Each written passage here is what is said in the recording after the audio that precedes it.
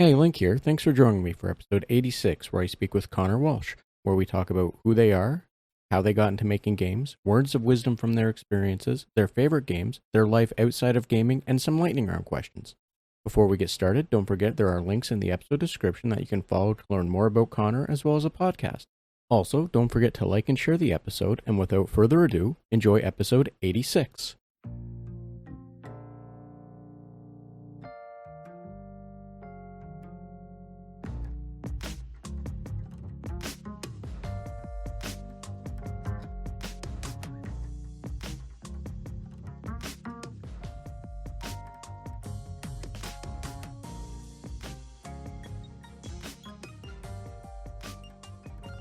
Hi, and welcome to the Red Tunic Podcast, a podcast where I look to rediscover what makes gaming fun and enjoyable by having positive conversations with those related to the industry. My name is Link, and today I'm joined by Conor Walsh, currently working as a narrative designer at Obsidian Entertainment, and has contributed to several smaller indie projects. Hi, Conor. How are you doing today?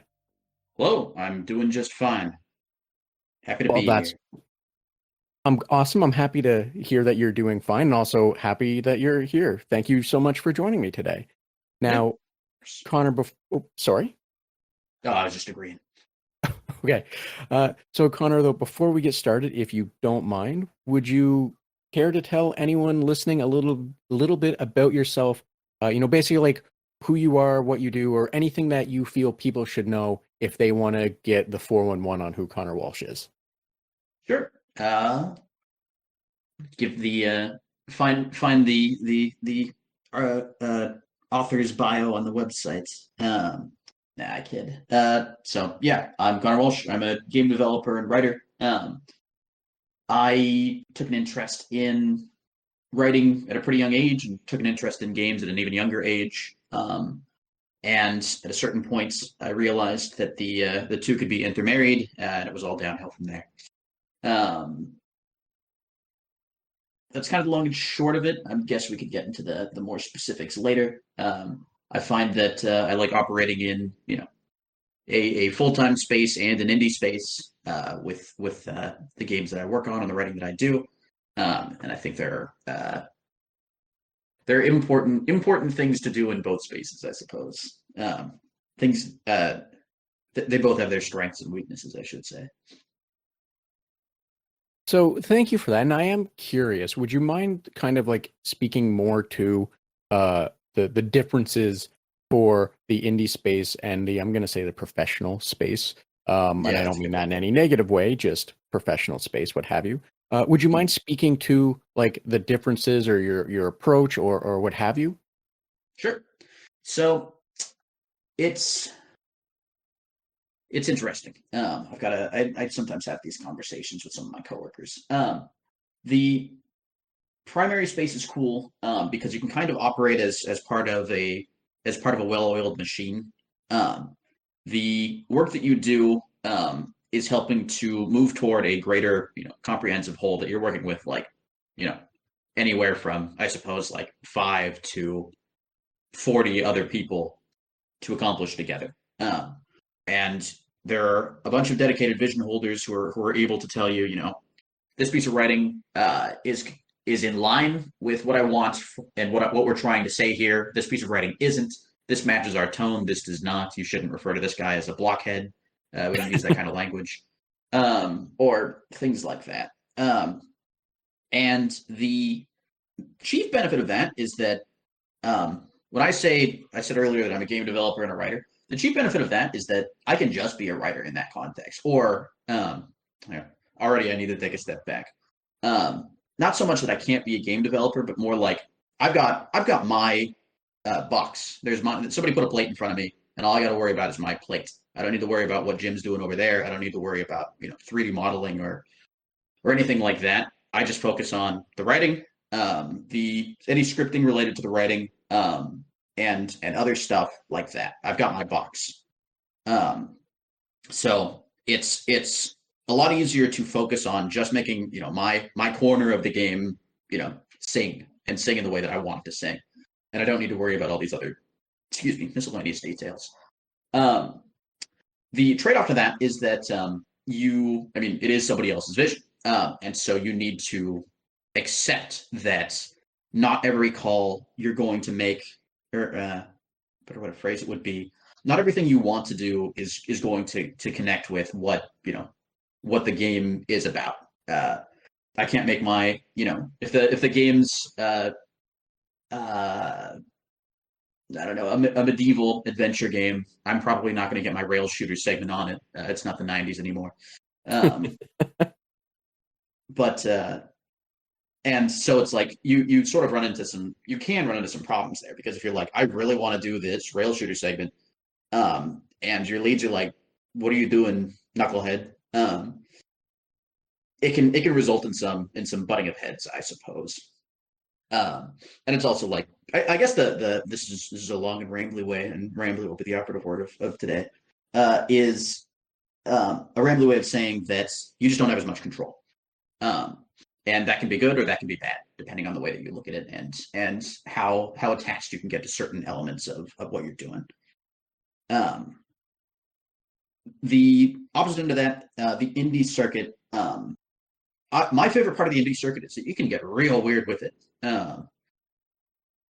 You can kind of do whatever you want, because you don't need to worry about really appeasing anybody but yourself, so long as you're able to finish a project and you're able to deal with the tomfoolery that is Steam pipe and getting your game on Steam, and you have $100. You can get an audience, and even if you don't want to deal with Steam pipe, or don't have $100, you can always put it on itch.io, and then you will be able to get whatever you've made out there. Now, there's no guarantee you'll find an audience, and that is once again another trade-off of indie dev that professional devs not quite have so much, is that your audience is almost, unless you're an Undertale or something like that, your audience is almost invariably going to be a lot smaller, and that can actually be good, or that can be bad depending on what you're looking out for, and how starry-eyed your ambitions might be.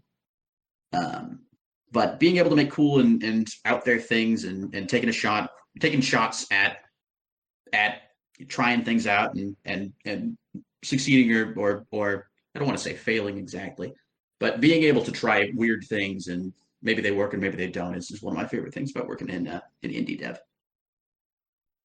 So thank you for speaking to that. And I understand what you're saying. I think most people that enjoy indie games probably also do, from the indie aspect or indie side of things. Because one of the things I really enjoy about seeing indie games is, and I don't mean this in any negative way, but it's kind of like, everything just gets thrown at the wall, and they can be really wild in what sticks for it. Like like you said, it can be, it's not about, it's about appeasing or like making yourself happy, not like an investor or a large group. Like I'll use like a Doom or like Fallout, for example, or like Assassin's Creed, like any big title, right? That when they make a game, the writing for that one, it has to be made to appease to a much larger audience. And that's perfectly fine. It makes sense. However, like when it's an indie game, you're more appeasing yourself or like a tight-knit group of people, or what have you, right? A much smaller, a much narrower focus. So that means you can do some really weird things, and those really weird things can, or I shouldn't say weird, weird's the wrong word, but in this case, I'm just going to keep using it, but you can do some weird things that, like just has a much smaller audience that resonates better with that much smaller audience, and people enjoy it. And like, it can just be a wilder thing, like Undertale, for example. Like I'm sure anyone that's played Undertale knows that is a very unique thing, and it has grown to a fairly decent sized audience. However, I don't think a game like that you would have ever seen a bigger studio swing for, because like on paper, the pitch for that game would have been a wild thing that I'm sure some execs or higher ups would be like, I don't think anyone's going to like this, right?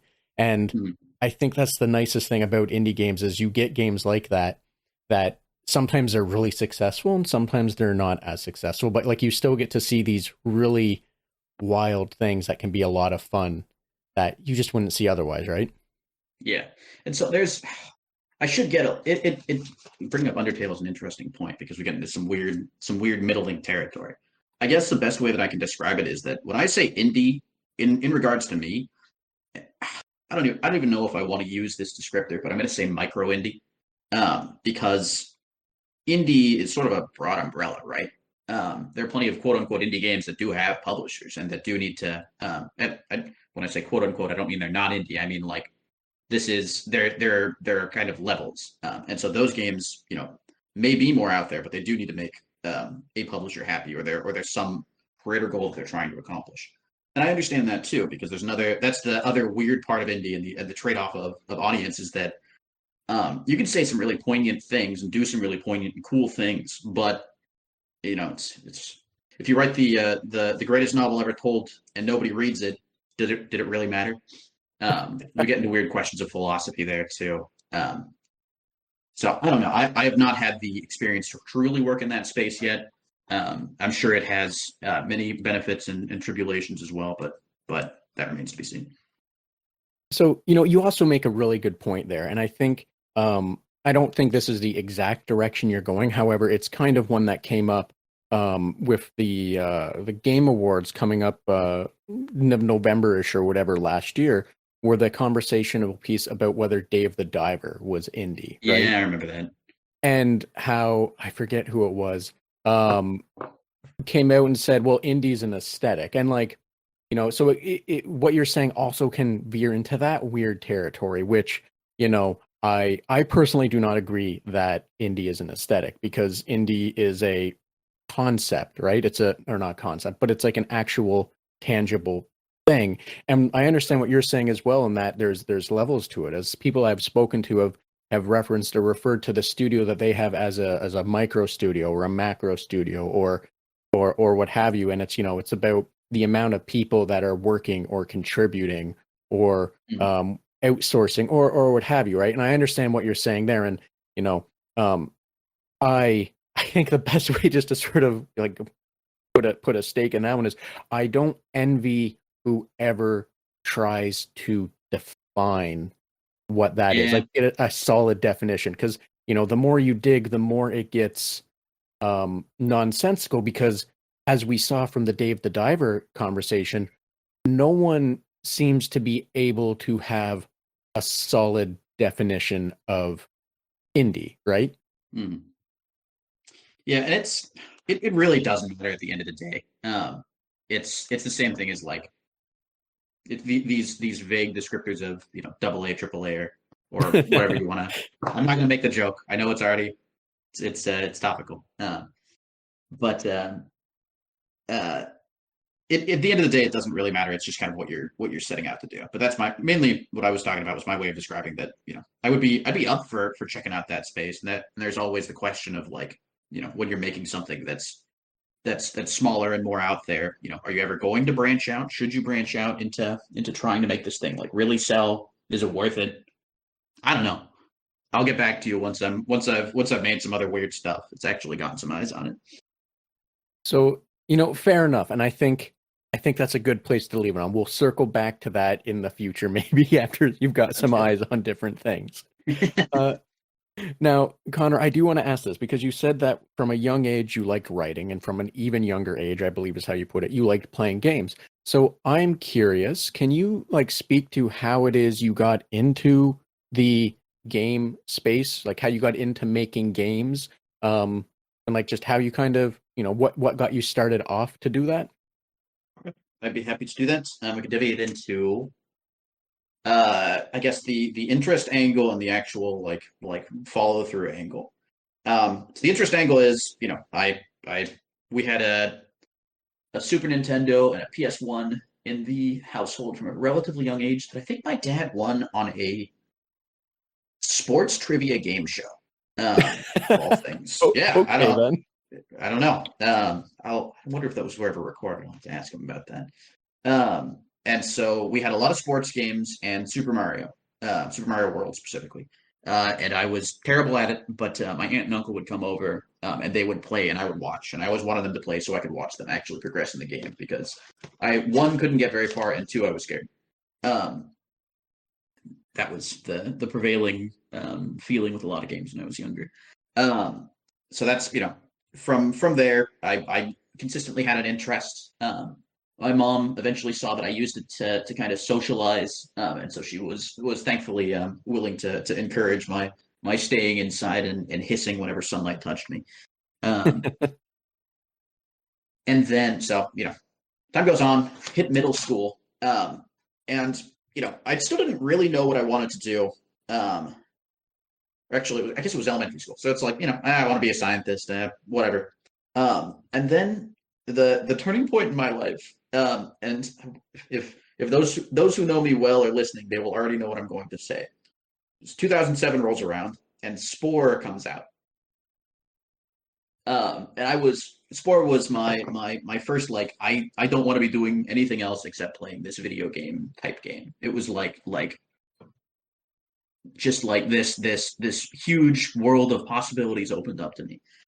And one of those possibilities, as I came to continue to play the game and continue to make my little abominations of nature,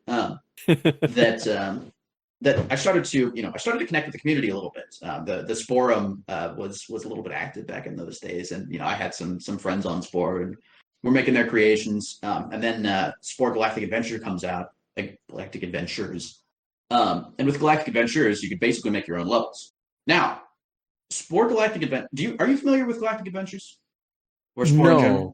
I played. Okay. I had Spore when it first came out. I played it as much as I think most people probably played it. Like you said, I did the same amount of abominations, as well as everything else that everyone did. Yes. The implication that everyone knows it's just a giant, a mass amount of penis monsters. Let's just Actually, put it out in the open. Sorry. But I don't that's know why I'm as getting. far as I went. I'm virtue signaling about Spore. I always wanted to make I realized that I wanted to make creatures that kind of had a story to them. That there was these guys, their home planet blew up, and so they're galactic wanderers now. These guys they're terrible at fighting, and so they operate. They've got a bunch of machines that do all the work and all the fighting for them, and they've got these problems, or whatever. Because Spore had those little description boxes on each of the creations that you made.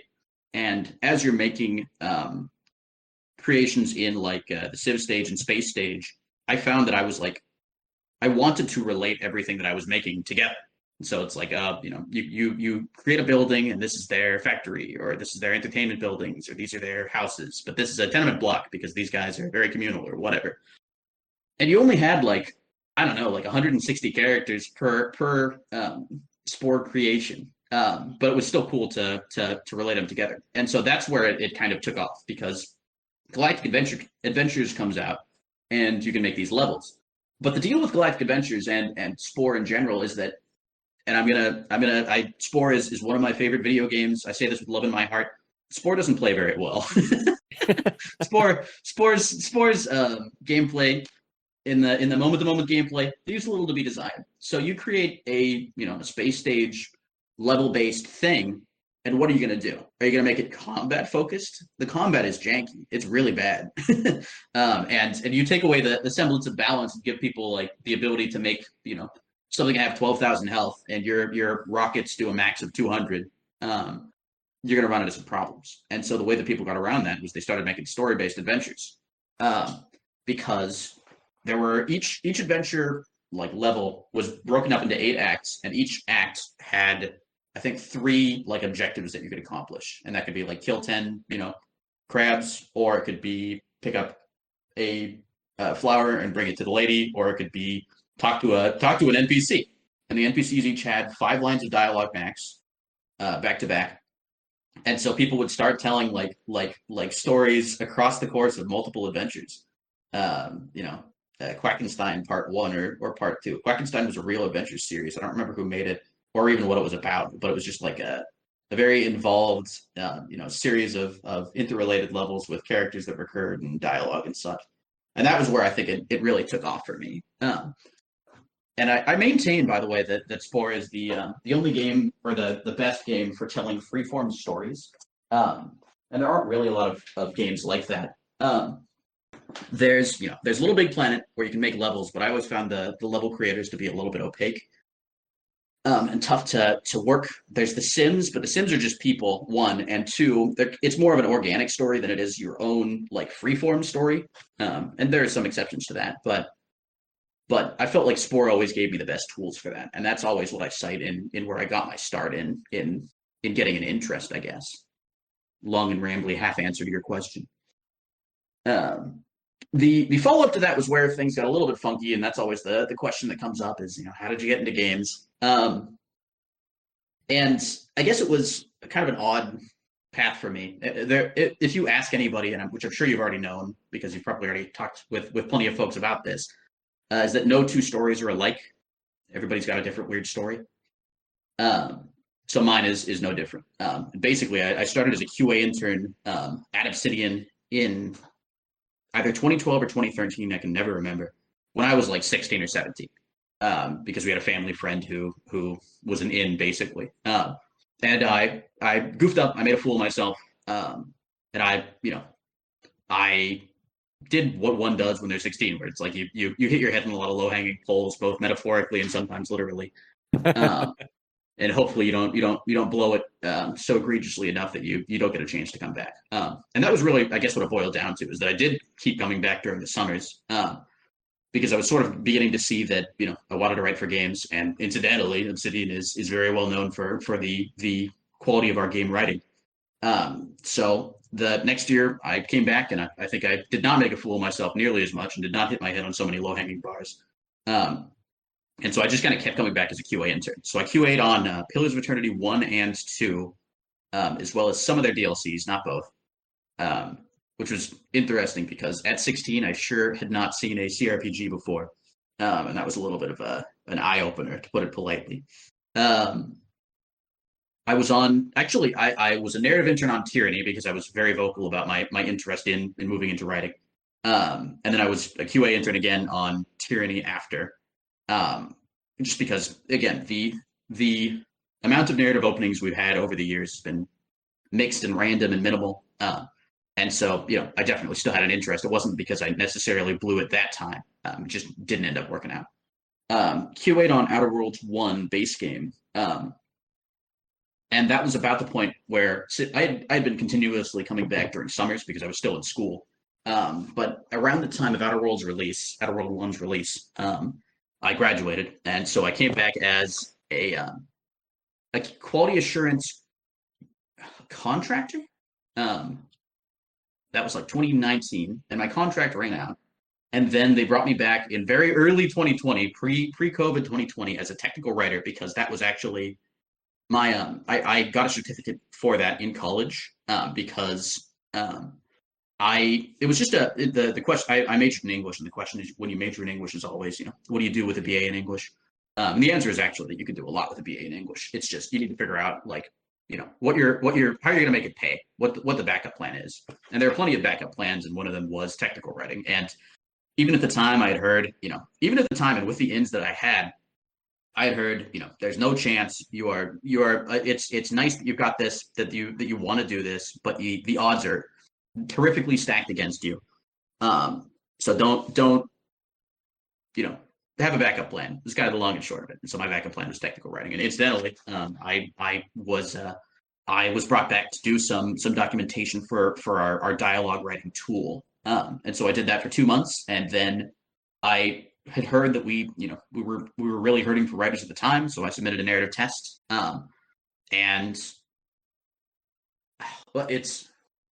So I'll finish this thought, and I will quickly cycle back to something else I did on the side, which will tie into what we talked about earlier.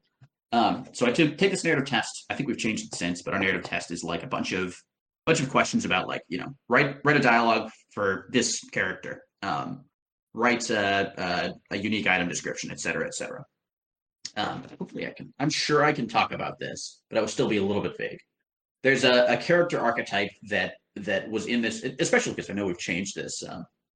We've changed our writing test since, so this is completely irrelevant. But there was like a character that was a character archetype that was on the writing test that I had already seen before. It was like a kind of a cliche like stuffy nobleman guy, and I was like, I don't want to write a stuffy nobleman guy. everybody already knows what a stuffy nobleman guy sounds like in their head. And if they already know what this guy sounds like in their head, there's no reason for me to write him. So I kind of went off in a different direction from what I think they intended. He was basically like capitalizing on the talents of his daughter, and the idea was that he was a quest giver, and so he wants to get his daughter. But I made it so that like I added an extra element basically that I didn't need. And so in the actual interview afterwards, one of the other writers was like, you took a really big risk with that narrative test, but it really paid off. And I was sitting there thinking, what are you talking about? What risk? And it turned out that was the thing. It's that I had tried to make this character, sing a little bit when that wasn't necessarily the expectation, that they were just kind of gauging like what the, how your basic writing is. So that was a nice, I guess, feather in my cap. The other thing, and this is me taking a step back, is I realized that since it's so hard to get into narrative, what I need to do is kind of make them experience a little bit. And so the same classes where I in college had a very, very good technical writing professor, and she had us all basically learn a program that we weren't familiar with before. And at that point, I was one of the folks who had heard about do you know the program Twine? I've heard about it. I've never personally looked really into it. So Twine is a program for making text-based adventure games. Choose your own adventure games by default, but you could get as weird with it as you want, depending on how how technical you care to get. But it's very very easy to get into, even if you're not a programmer. It's always what I recommend when people ask me what tools do you recommend starting out with, because it's extremely user friendly. It has a very very very low barrier to entry. And so I had always heard about it, and I used this task in class to go and check it out on my own. And so I did that, and I checked it out, and I liked it, and I proceeded to immediately try to make a game that was completely out of scope, as everyone must. But I actually finished it. It was called 6 Shots. It's actually still on my itch.io page. And the idea is that it's a Western. You're a cowboy, cowgirl, cow person. And you've got a gun that you can fire on any screen. And every time you fire, you've got 6 shots or 7 if you're one of the backgrounds. And you can fire it on any screen and something will happen. And that was a complete and utter pain to set up. It was 30,000 words. I think 200 people played it. It was a very, very good learning experience. But I was able to, get something done and get my feet wet. And from there, I made a couple more Twine games. And then I made a game a horror game in Unreal. And that ended up being another, accidental feather in my cap during the interview, because the interview was happening and I'm like, oh, blah, blah, blah, blah. Yeah, I've been working in Unreal, which happened to be the engine that we use as well. I've happened to work in Unreal on a horror game, and yeah, it was picked up as part of a collection of demos by a community. And one of the other people interviewing me goes, was it in the Haunted PS1 demo disc? And I'm like, yes. And he's like, which demo is yours? My partner and I just downloaded it to play on our computer. And I was like, yes. So that was something I didn't even know I had. One quick aside, and then I will shut the heck up, is the Haunted PS1 is a community of indie developers. It's sort of where I kind of got my, I guess, actual indie start, with working with a team as opposed to just doing stuff in the void on my own. It's a super cool community. They release demo discs that are collections of indie horror game demos, like you might find in a PS1 magazine in the 90s, sort of in that spirit. And it helps indie devs get some eyes on their projects. It's usually a pretty cool production, and they also have a bunch of different community events aside from that, where you can meet other people and you can start making games on your own. So that was a cool place to kind of get my start and to have in my corner. So, thank you for sharing all of that. And, I think, I'm not going to spend too much time on this piece. However, it's interesting that you mentioned what I interpreted as, and by all means, if I'm wrong on this one, feel free to correct me. but I liked the mention of what I interpreted as the ego checks, where you keep hitting your head off of um the low hanging bars or what have you, right? Like and I don't, I think everyone, if I'm interpreting correctly, I believe everyone has kind of went through that, and it's always funny to do that and look back on it, and realize how lucky you really were. But as you go on, you also see other people making the same mistakes, I guess. Did I interpret that correctly before I say anything further? It's interesting that you say that. I would say it was a little bit less like I'm so cool that I get that I'm here, and more like QA intern, 16-year-old does not have a great idea of how to actually write a bug. You encounter a bug, you write up repro steps, you write up a description of what happens. You are trying to limit the amount of work that a developer is doing to fix the bug, to find it, to locate and fix the bug. And that took me a little bit to wrap my head around.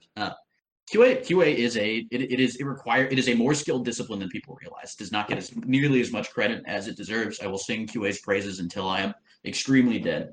And so it was mainly just like small goof ups, and eventually, like I needed to. It got so bad that I needed.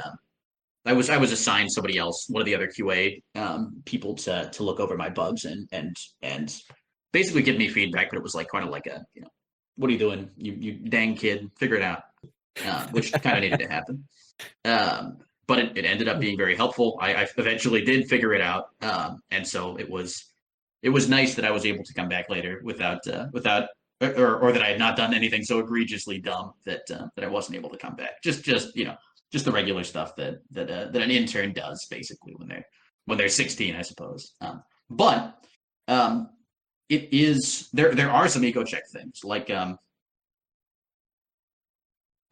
I might not be able to come up with any specific examples right at the moment, but I've definitely seen other people run into some other things over the years that I've run into, including an indie dev where it's like you work with like you want to work as part of a team, right? You want to be a writer, but you don't want to make the game. Because that's a lot of work and that's not really in your discipline. You may not be like super technically inclined.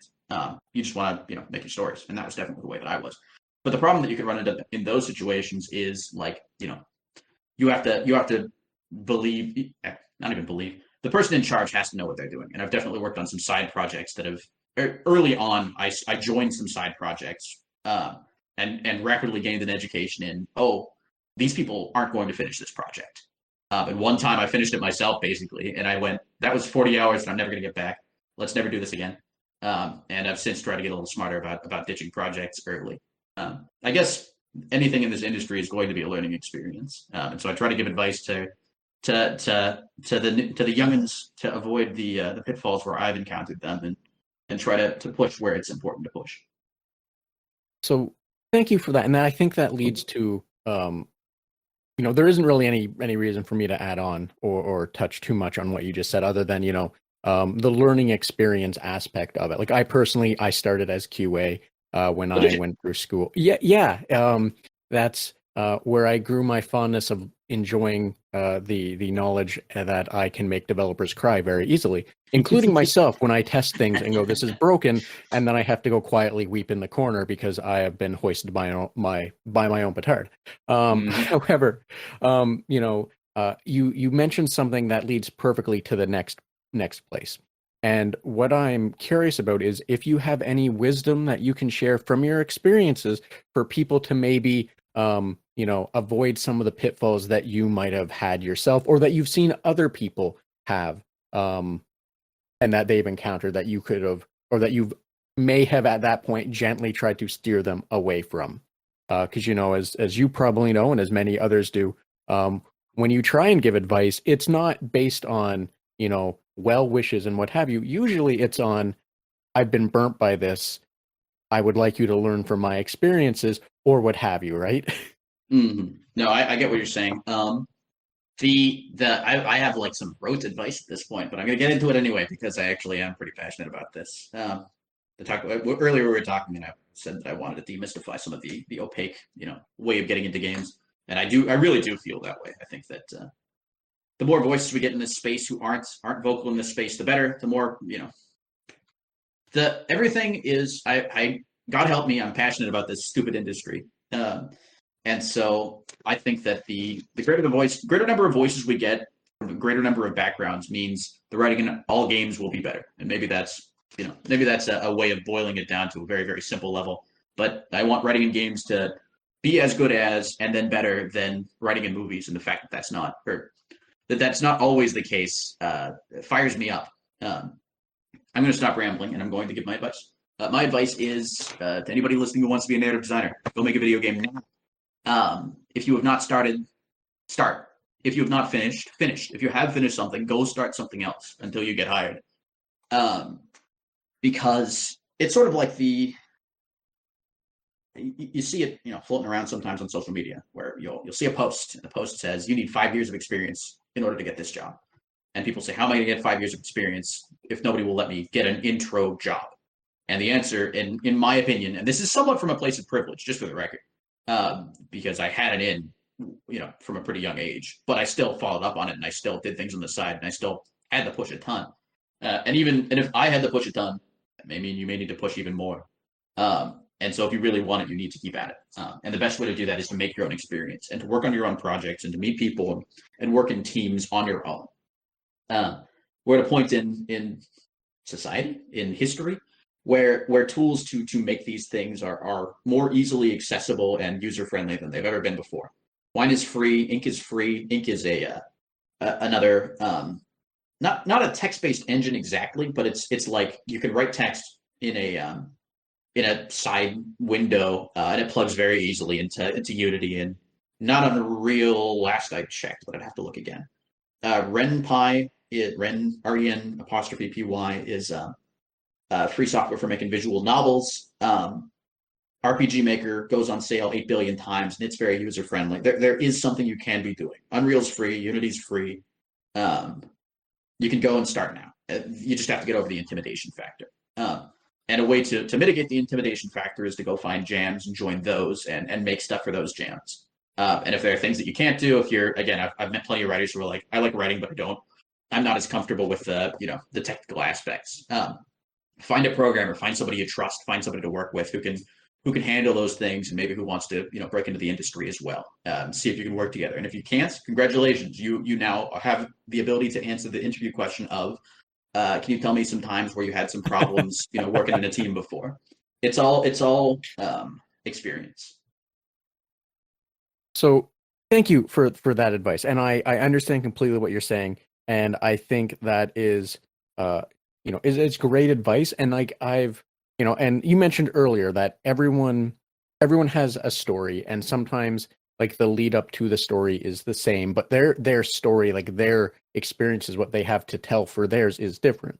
And what you kind of touched on, and I don't mean this in a negative way. It kind of boils down to just do the thing, which I always love hearing, because everyone's version of just do the thing is always, at the core, just do it. But it's also, like you said, how you go about doing it, and the experience that you get and the take that you'll get from just doing the thing. So thank you for sharing that. And just ever so briefly, for anyone that's listening, has on an interview had the question of, how do you deal with someone that there's been some conflict, we'll say, quote unquote, or what have you. The answer, the very cheat answer, that, even if you have not experienced it, you will. And the cheat answer and perspective to have, I've found, is always to boil it down to trying to get on the same page and not the same book. Like get to the same page in the same book, and just learn how to compromise. Because butting heads on a team never does good when you can avoid it. Because that's one of those things that you can hit your head off of, metaphorically or figuratively, that can really do harm to you in the future, because you never fully know who you are butting heads with. For example, one company I worked at, one of the head developers, someone was they were customer service, and they were unintentionally in the elevator with the person. They asked a question about the software, and they said, "Oh yeah, there's this problem with it. I don't understand why it does this. You know, what have you?" Little words were shared, and the head developer ended up screaming at them until they cried, which then led to the trainer screaming at that person until they may or may not have cried themselves. I don't think that did them any favors. However, you know, I 100% would stand by the person that made the head developer cry for being a prick. But you know, what I'm getting at is sometimes knowing how to find the right page to have that conversation with someone is the safer thing to do. And if people haven't learned that, boy howdy, will you learn that when you one day hit butt heads.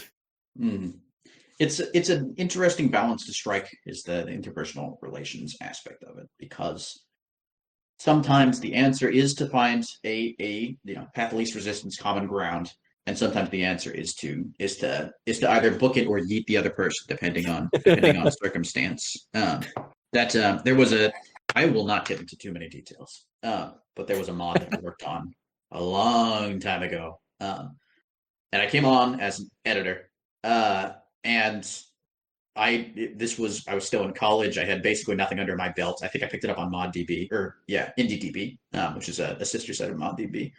There's some interesting job postings there, but I was hungry. I was looking to cut my teeth, and so I joined on with this mod project. Looked pretty impressive. Had a pretty big team, and they wanted to have a narrative canon that was all in text, and so they did. And I watched as somebody in charge slowly started to alienate more and more of the other writers until eventually all of them were gone except for me. And for some godforsaken reason, I decided to take it upon myself to take all of this like 13 chapters of a total of like 40,000 words that were all written by different people, not completely related, at vastly different quality levels, and all moving towards no particular, like there was not a particular like vision for all of these. It was just kind of like maybe they read the same notes, were going in the same direction, or maybe not. So I took all of those. I made the writing style consistent. I changed the direction in some places to make it like make sense and to actually build towards what were supposedly future narrative canon seasons. This was season 0, which is always a convention that has annoyed me. It's not 0, it's 1. And so I edited it. I put it all together. I'm feeling pretty good. The person who had alienated everybody finally puts it up, and he has put an introduction, like an in-universe diegetic introduction that has some of the characters talking that I've never seen before, and I didn't edit. And it is misspelling one of the main characters' names, and I'm like, I can't believe this. I can't believe I just spent so many hours putting this thing together, only for the end punchline to be nobody's going to read this because they think it's going to be terrible, because this introduction is terrible. And that was a good learning situation, because that was not a situation to try to. I had talked to the person in charge and been like, hey, what's going on here? And that was just like I should have booked it. I should have gotten the hell out of there. That was not good at all. But it was a good learning experience. It did teach me sometimes you do not need to compromise. You need to just the problem is the other person, and you need to go. Yes, fair. That is very that is also a very good piece of advice. And what I was saying comes from, I don't know if it's a point of privilege, but more from a point of being in a secure team where I felt I had the confidence to try and wade through certain bits. And sometimes you might not have the privilege of knowing you're going to be secure no matter what happens, and like you said, you have to make the hard decision to peace out if need be, kind of thing. Or hunker down if it also need not be. Exactly. The benefit of that mod project I was talking about was that I was not being paid, and so there was not anything riding on it. I could just book it, but if I were being paid, it adds a whole other level of complexity. Yes, it typically once money is involved, the complexity typically does go up. Now, Connor, I do want to ask this because you talked about, or you mentioned at the very least, how Spore was one of your favorite games. I'm wondering if you had any other, or I should phrase it this way more appropriately. You said Spore was one of your favorite games, and that Spore effectively led into your discovery, I guess, if you'll allow me to kind of shorthand it in that way, for your love of creating these kind of stories for your characters. Now, were there any other games that you would quantify as like your favorite or as your idea of like a perfect game or what have you? Or is Spore pretty much up there and everything else is struggling to get to that point? Well, Spore's a weird example because the game's I really don't want to say it. The game is not very good. Is it though? Look, this it has massive glaring problems. That might be a better way to put it. It is not a perfect game by any means, and what I gained from it is not what everybody else gained from it. Most people don't even know Galactic Adventures exists, and those who played it would be like, "This sucks," and I would not disagree with them. So it is very near and dear to my heart, but it is absolutely positively not a perfect game. It is kind of a jank game, um, and so as I got older, but sorry, let's take a step back again. Though Sport was not perfect, it was perfect for me at that point in my life. It is a game I will always be very fond of because of what it taught me to do. But as far as like actual like inspiring games, after I went on this path, I started to realize that I kind of had uh, I have very, very, very, very high narrative standards, and I think everybody should. I don't think anybody should put up with any kind of mediocre storytelling in games. I think that like I made this comment passive aggressively earlier that sometimes people are like, "Oh, this video game's a movie." Yeah. Um, the fact that again that video game narratives are anywhere beneath movies ever gives me conniptions. I don't like it one bit. Um, and so the games that tend to inspire me are games that I feel, take this medium and use it. We're not movies. We don't have to be movies. Why are you? It's like you know, we have the one of the we have the most interactive storytelling medium ever devised by human beings, and we're just kind of using it to shoot people. Um, and we can do that, and that is a sweeping generalization, just for the record. But it's just like I want more, and that's kind of why one of the big reasons that I wanted to join the industry is that I'm seeing all these holes in places where I could be better. And some of the games to where it has been better. The classic example that I always cite is Pathologic 2. Pathologic 2 is an exceptional um, combination of like the gameplay and the narrative like handshake perfectly. The atmosphere is impeccable. It's just like it is a perfect game for me. Um, I don't think it is a perfect game for everybody because you have to kind of accept that the game hates you and wants you to die. Um, and that it's like I actually recommended it to a coworker. I was singing its praises, and my coworker picked it up, and they were like, "I got an hour in, and then an NPC told me to do something, and when I did it, I died." And I was like, "That's the video game," and he was like, "That's stupid." And so that's not necessarily a game for everyone, but the pros is like it is a well-oiled machine to a comprehensive whole, and it's just awesome. From a narrative gameplay handshake, and that's not always what I look for. Sometimes I just like a well-made, well-designed narrative. But that's like a game that I consistently find myself coming back to. Um, it's usually I always tend to waffle a little bit on favorite games. Me quickly opening up my Steam favorites list to see if I've got any examples. Um, yeah, I guess it's just like anything that uses the medium and pushes it a little bit farther than it could go normally. Um, I really liked Disco Elysium when I played it. It took me a little bit to get into it. Everybody and their dog talks about how much they love Disco Elysium, but they never say why. Um, and I still have to think a little bit about how I feel something like the the um, the choice mechanics work. But it's very cleverly told. It's cleverly designed. There's just a lot of fun stuff to it. Um, I'm waffling. My apologies. When it comes to solid game narratives, I always end up going around in circles because I always feel like some of the some of the games cited as having best narratives kind of to me could always be better.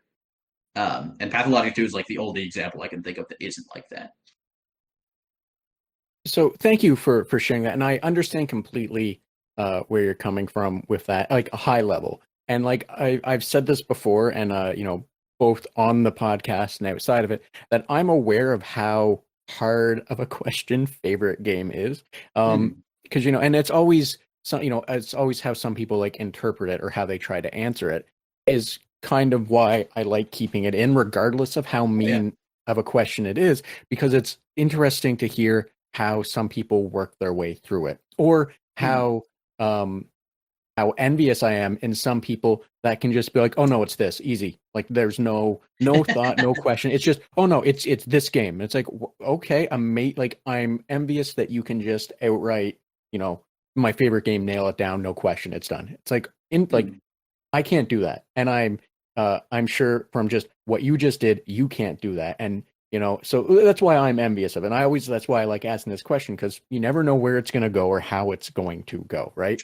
Funnily enough, I actually sorry to cut you off. I had more of a No, problem with the supplemental games. I would say that overall, I think that Pathologic 2 is a perfect game for me. It's just it is an all rounder.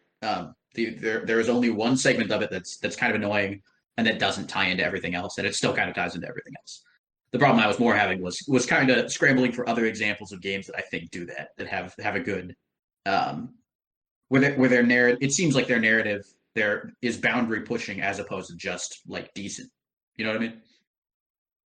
yes, I understand. Okay. I understand what you're saying there, and like, because for your quantification of that, right? Like you're Mhm. trying to think of what can justify that to you internally, and that's what I mean by I like. Well, I know that that question is not always simple or easy, and why I appreciate people kind of wading into it to try and answer it, because like their rationale says a lot about their approach to thinking about such things, or thinking about games in general, right? Because how you said there are some games that have been praised for their narrative design or what have you, and you felt they were lacking. And that might not speak from what we've spoken to just briefly. I don't feel that speaks to the game's narrative quality, but more that you felt it could have pushed harder or further, right? And I think Well, that's. oh sorry, Sorry, didn't I mean was to just cut going you to say. off. I think that I think that just says, a different frame on it. But however, I don't know if I interpreted that correctly. I'm a little bit of a snob, so it is both. It's usually that like I see the easy ways out that games take from a boundary pushing perspective, and oftentimes that their narratives are bad. And I try to be a little more. Again, this is I'm now in a field of my peers, so I need to be a little bit more tactful about how I phrase things. But I've definitely I've played a lot of games where it's like it's you know what it is. It's the you ever go on Steam, you pick up a game, you look at the reviews, and they're like, "Oh, it's the best story. It's the best story ever. You got to play this game for this story. It's really good." And then you play the game, and the story sucks. That's why I'm like, this industry needs what's going on. What's happening? Having a story. Oh boy, having a story is not the same as having a good story, and that's what I feel like maybe we need to work that one out. Maybe it needs a couple. Maybe the games industry needs a few more years to bake because it's just like what are you doing? This ugh, get on my soapbox. Get mad. So, yeah, I understand exactly where you're coming from. I know completely very well. I also very well know the temptation of a soapbox when someone intentionally or otherwise throws one out in front of you, as I am Mm-hmm. very well known personally to do. I in college it was often a joke with some people that, depending on the topic, that they could see me revving up to climb up to the soapbox. The how do I put it? I don't want to say taunting, the luring people in to get them to say the right answers for me to then go, well, okay, thank you. You've said what I need. You've said what I want you to say. Now let me step up here because you're wrong, or your approach is wrong, or what have you, right? So Mm-hmm. far be it for me to ever judge anyone that is uh, that recognizes when the soapbox has been thrown out, or intentionally or otherwise, right? Mm. However, but like I said, I do understand what you're saying. Like, there are some games where I'm not going to speak to narratively, in this case, especially as you're in the field, and I do not want to unintentionally tempt you, with any potential lack of tact. But I'll use Akaba's Trip, for example, is supposed to be a game that I've heard has really good fighting in it. And, it's an older game, and that's fine. But people have said for whatever reason it has good fighting, and I had been tempted to buy it for years. My partner finally bought it for me on sale one day. And when I went to play it, it's horrible. The combat is absolutely horrible. And what I realized is the thing that people were praising wasn't so much the combat of it, it was the gimmick of it, which is a stupid gimmick. Because the combat's so bad and janky. The gimmick's still dumb. For anyone that doesn't know what Akaba's Trip is, you can look it up. I'll give you the short and long of it. It's, you can pronounce the game as Akaba's Trip or Akaba's Strip. It's it's a it's weeb bait. I don't know how to say it. Like, look, I'm trying to say as much tact as I can, but it's, yeah, whatever. But like, people had said it was a good game, it had good combat. It's horrible combat. The gimmick is this is not also the one where if your arm falls off, you can like control your arm by itself. no. Never mind. Akaba's Trip is the one. So effectively, what it is, you're beating up vampires or zombies, and the only way to defeat them is by knocking their clothes off. And this isn't just for female enemies. It's for both male and female, as far as I recall. And you steal their clothes, and their clothes become your kind of equipment or something. I didn't play too much of it because it was just too horrible. But like, that's the whole. Maybe we don't need to push the boundaries as much as I thought. You can apparently, yes, you can get away with not in some cases, depending on the game, the audience. I just mean that like this is what happens when we do push the boundaries. Exactly, right. But anyway, what I'm getting at is I understand what you're meaning, that sometimes you go into a game that everyone has praised and you're like, this isn't good. This isn't, what have you, right? So now, Connor, as I said, I don't want to steer you unintentionally towards a place where you do not get to have some tact, or you might lose some tact. I think I have a good answer here. I think I have a good answer here because everybody thinks that I'm an idiot whenever I say this, and they might be right. But I'm one of like two people who doesn't like Soma. You know Soma? I'm aware of Soma, yes. Yes. So for those not in the audience, those aware in the audience or not aware in the audience, Soma is a frictional game, sci-fi horror game, undersea game. Deals with a lot of concepts of. There's a little bit of solipsism, but not too much. Mostly, it's about like not identity, but like it's what it's one of those like kind of what it means to be human type games. And the ultimate things that it says are interesting. And it is well designed in a lot of ways. And I have not played it in a very long time. It is entirely possible that I am actually wrong. However, the game will frequently introduce concepts where it's like, hey, what if,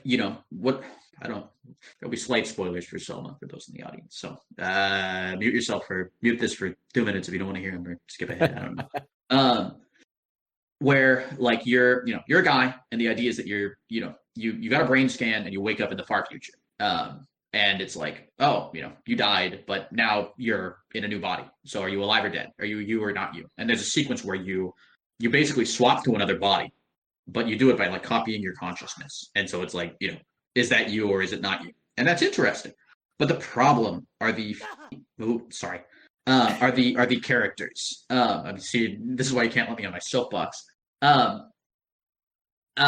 Because the protagonist is just like the whiniest dude on earth, and they give him an AI companion, and the two of them do nothing except bicker, and they never shut up ever, and their dialogue's not terribly good, and when you switch bodies, the guy's like, "Whoa, look at that! I switched body. What does that really mean? What's going on?" And like his panic makes sense, but he's a character that's really annoying to me, and he never stops talking, and his AI companion never stops talking. And this is supposed to be an atmospheric horror game where nobody ever stops talking. Um, and there was a section where it's like there's like a puzzle that you need to do to get into an underground base or something. Um, and as I was doing the puzzle, I counted. They start talking, and the conversation starts and dies 3 different times while I'm doing this puzzle. And I just want everybody to be quiet for a little bit and let me absorb the concepts the game is posting to me on my own. Um, but it never does. And Soma shows up on a lot of. If you look up like best video game narratives of all time, Soma's always up there. And again, the concepts it is introducing are unique and interesting.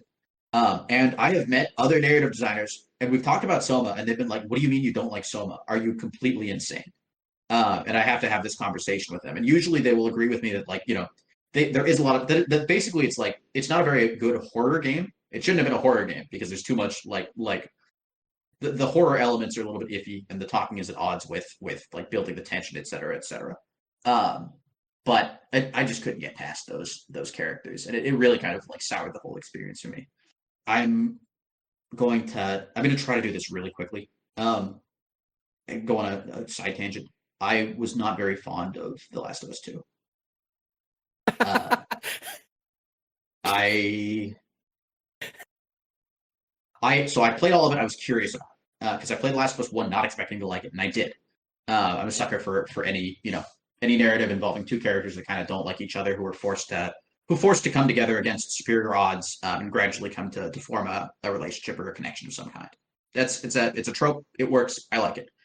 The good ending of The Last of Us 2 is somebody dropping an atom bomb on Seattle and killing the entire cast.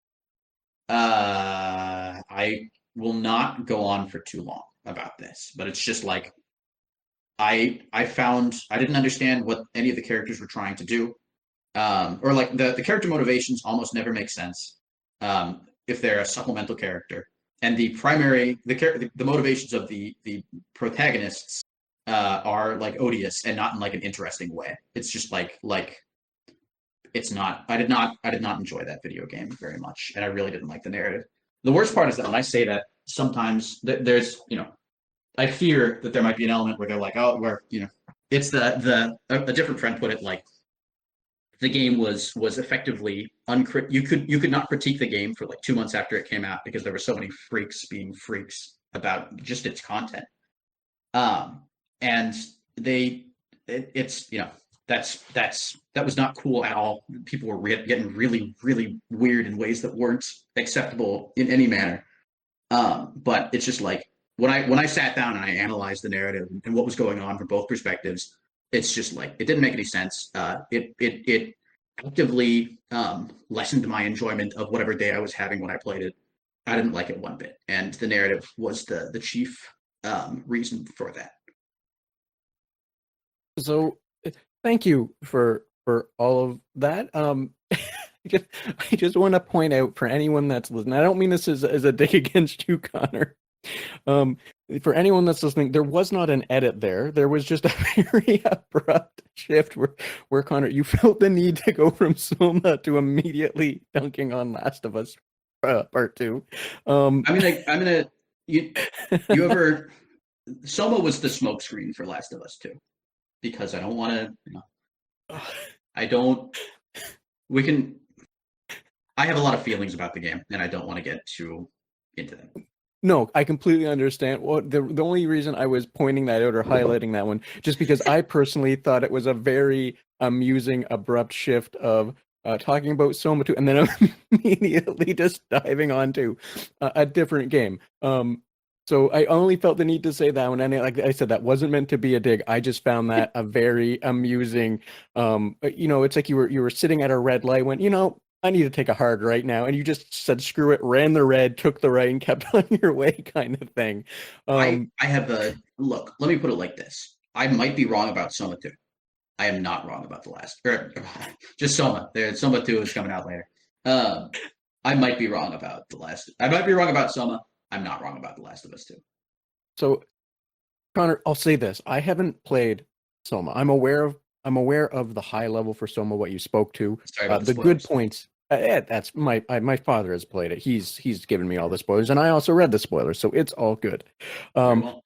what you had said, high level, I understand completely. I haven't played it, so I can't speak to low level about the actual minute to minute or what have you, gameplay to gameplay moments.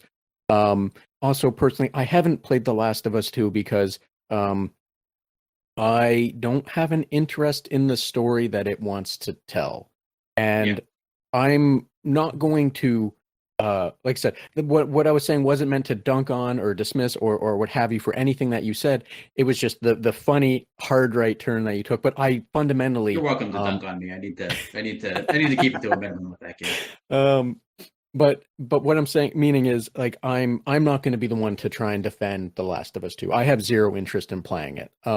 Because like I fundamentally don't understand the story that they chose to tell with it, and I'm not interested in that story.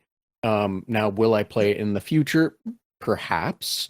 But as of this moment, I don't have any interest to it. So, I'm high level. I can definitely say that I am in the same boat as you when it comes to that game.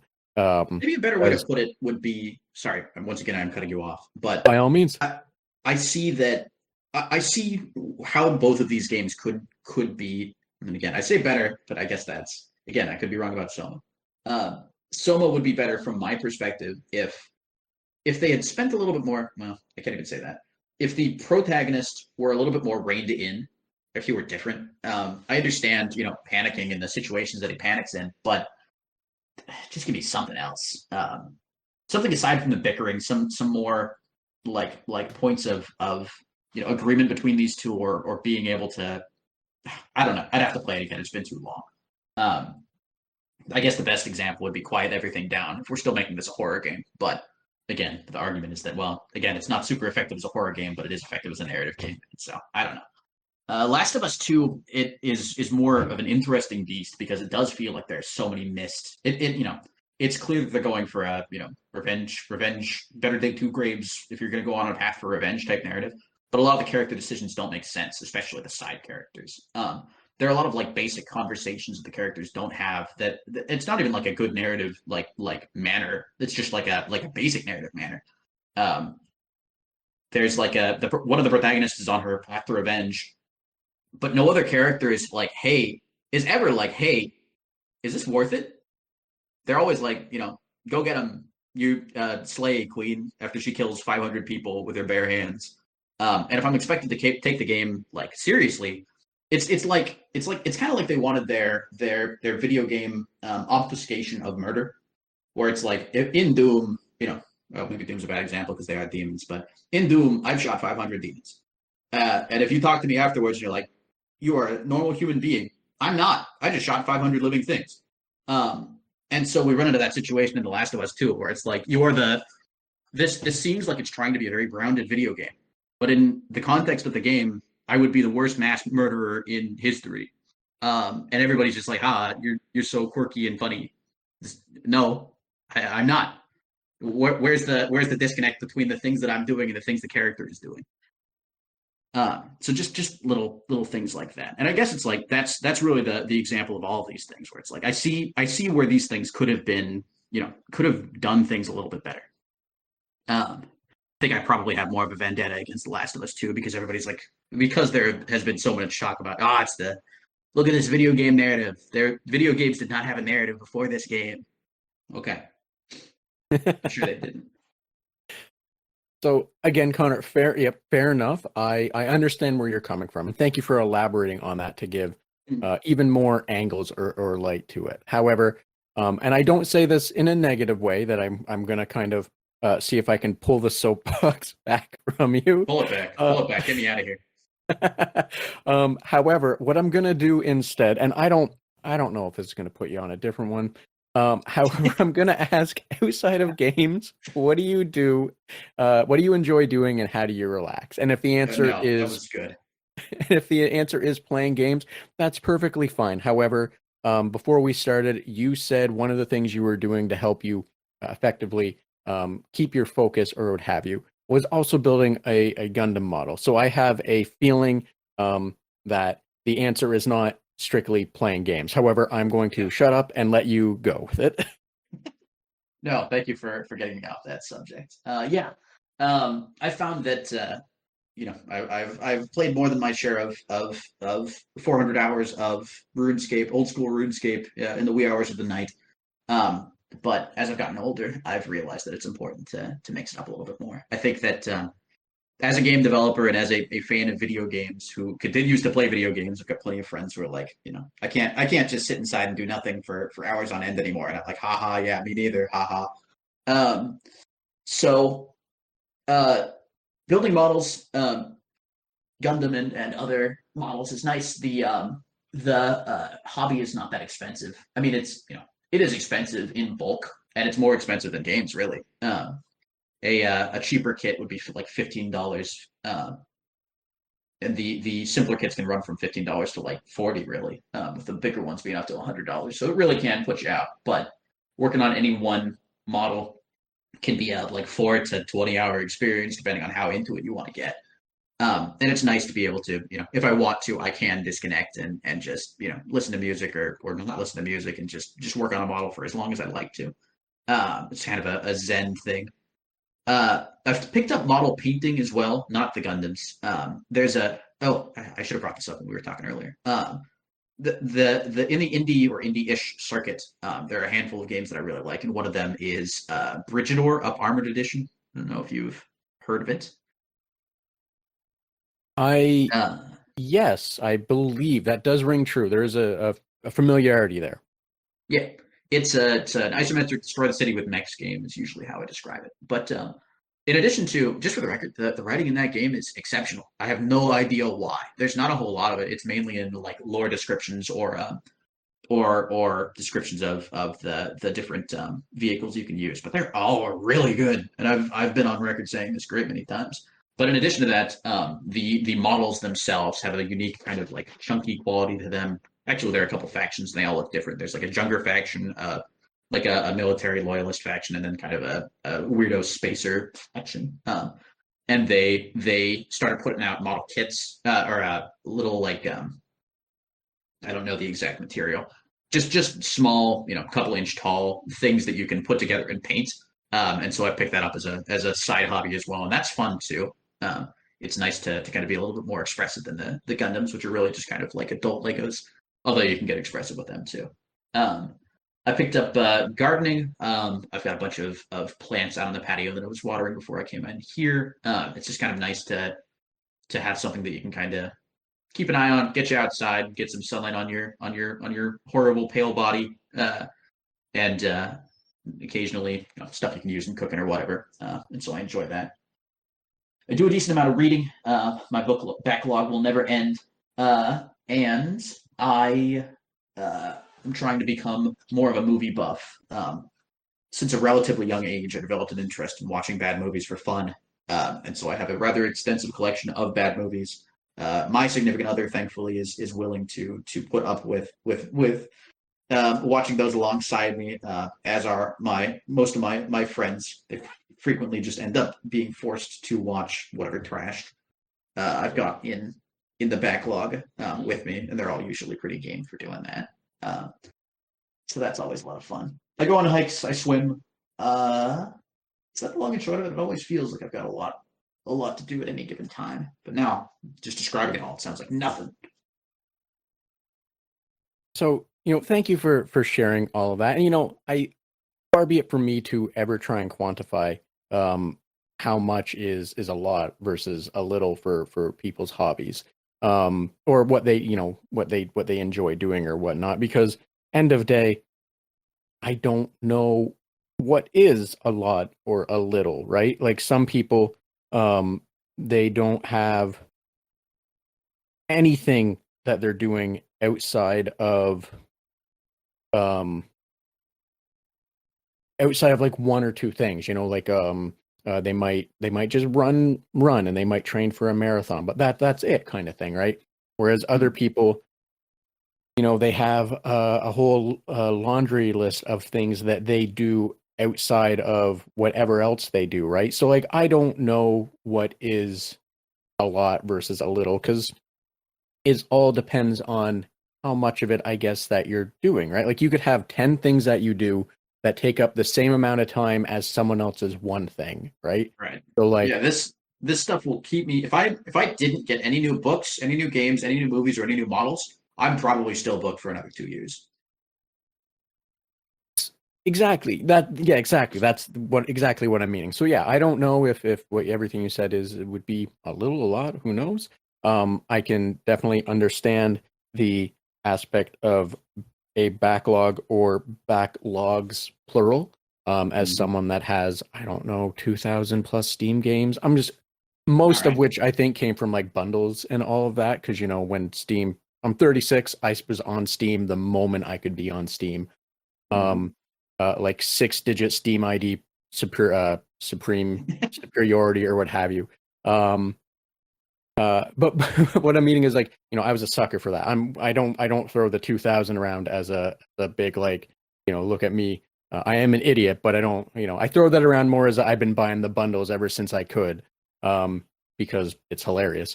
Um, but what I'm getting at is like the aspect or the idea of a backlog. Yes, I have several backlogs, as you do as well, that we all probably do because you start something and you want to continue it, and you also want to start a different thing. So when you're done with the one thing, you have another thing to do, and it just never ceases. It never stops, right?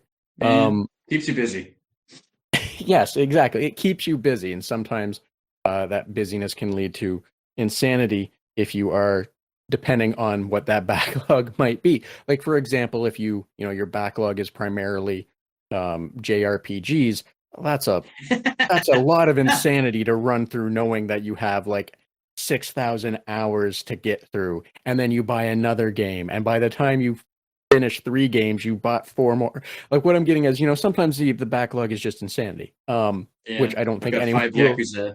I'm looking down the barrel of 5 Yakuza games, so I understand.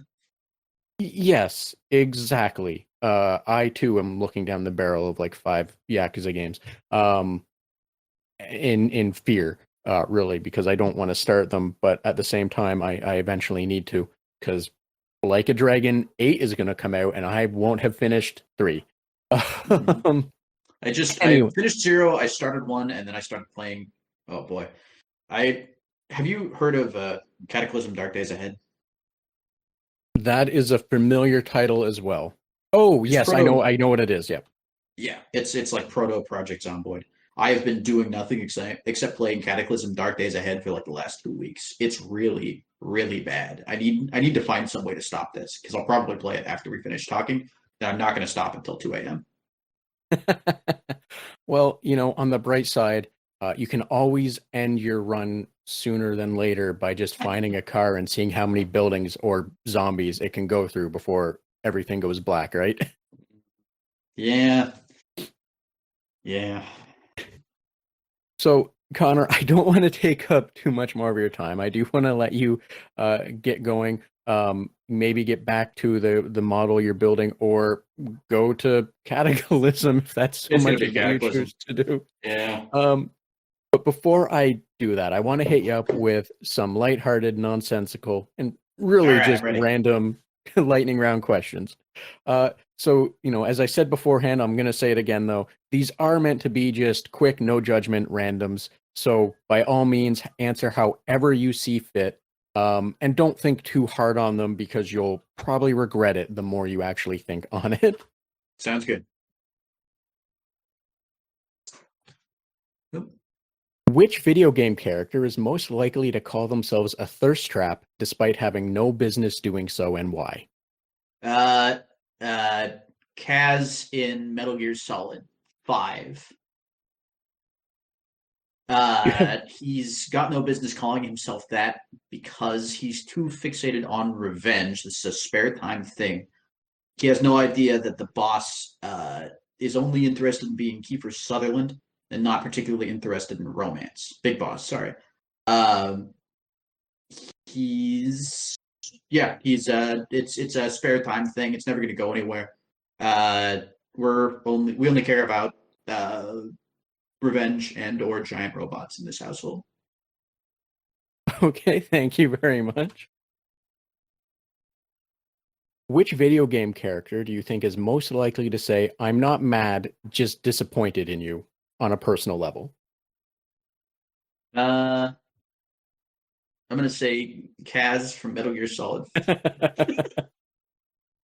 Uh, he's he doesn't. He's only going to imply his feelings. He's not going to be flat out.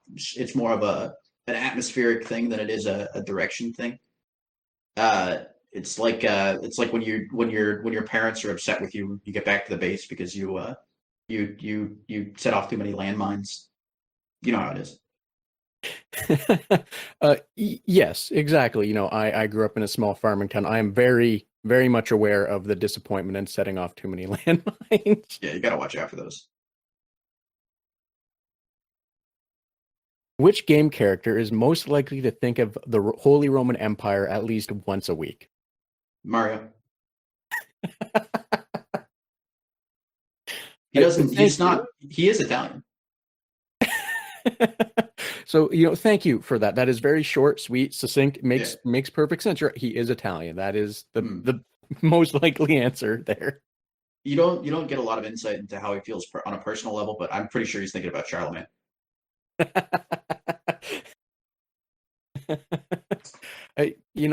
Maybe, probably. Both before and after he became the Mad Emperor, right? Yeah, absolutely. Especially after, though. Nintendo doesn't want you to know. So thank you for that, Connor. I very much appreciate you participating in those. So thank you for that. Now, like as I said, I don't want to take up too much more of your time. However, if there was anything else you did want to talk about, a cool game, what you're doing, something you feel more people should just be more aware of, by all means, the floor is yours. As well, please let everyone know. Sorry. Oh, sorry. Go for it. I don't want to catch I was just going to say as well, feel free to let everyone know where they can find more information about you, which I'll keep in the episode description. Sounds good. I'm going to self-advertise. Look at me. I put out a game in 2022 I'm actually quite proud of with a close friend of mine called There Swings a Skull Grim Tidings. It's an RPG maker horror narrative game. It was a lot of fun to make. I think it tells a decent story. It's usually pretty cheap on Steam. Yeah, check it out. I will be a happy lad if you do so. You can find me on Twitter. It's at Busted Keyboards. I don't think I've updated my itch page in a long time, but I think it's Bonsai. That's BANZAI _ BONSAI. Yes. No underscore. I lied to you. And I've got some of the proto games that I talked about, and some that I did not talk about on there. If you want to see what it feels like or what it looks like to get your start poking around, you want to see all the trash that I made when I was younger, and just go, I can do that much better because you can. Go do it right now. So thank you for that, Connor. And like I said, I will make sure that those links are in the episode description. That way people can, follow them and have an easier time or chance, I don't know if that's the right word, to find them and, knowing more about you and the projects you have contributed to. Now, as I said, if there wasn't anything else, I will let you get on with your day. Nope, I think that's the long and short of it for me. Thanks for having me on. Awesome. And you are very welcome, Connor. And, I very much appreciate you making the time to be here with me. Thanks again to Connor for making time to have this conversation with me. And thank you for joining us on the Red Tunic podcast, as well as a special thanks to Ronald Jenkins for the use of music from the title track from Road Steep. Be sure to check out the episode description for links to socials, websites, and other means that will allow you to learn more about or support Connor and the podcast. While you're doing that, share, like, follow, and whatever else you think makes Seattle Ligritham work. Thanks. Till next time.